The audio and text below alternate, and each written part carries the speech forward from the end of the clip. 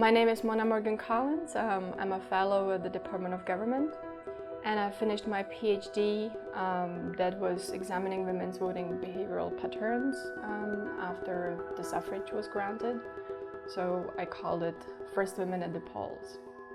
We know very little about women's voting behavior at the time of suffrage. In most countries that I examined, women voted towards the left of men. Sometimes it would go to the Liberal Party, sometimes to the Labour Party, but on the whole, women would be more, let's say, left-wing, progressive, or for welfare policies than men at that time. One of the most dominant sort of views or narratives even today was that at that time, women either voted as their husbands.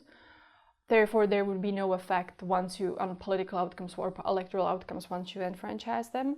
And second, if they did not vote as their husbands, they basically could not vote for different parties because the parties would not be all that different on the policies that would matter to women. So if you think about the U.S. situation and how the Democratic Party, sort of picks up on some of the issues that matter most to women, such as abortion issues. Those issues were not discussed or anyhow brought up at the time of suffrage. Therefore, we would not expect really women to vote in a different way. And that's not our finding at all. Instead, what we argue, and our findings are fairly consistent with some of the other literature that shows that once you enfranchise women, public redistribution or public welfare spending increases.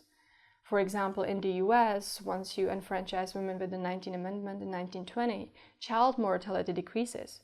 And that has been well known because, and well estimated, because suddenly politicians started catering to women's lobbying efforts and women's preferences to get their votes, which would have been supporting fundings for maternity child care, and that leads to reduced child mortality. But you have similar findings from Western Europe as well, where you simply enfranchise and the redistribution increases.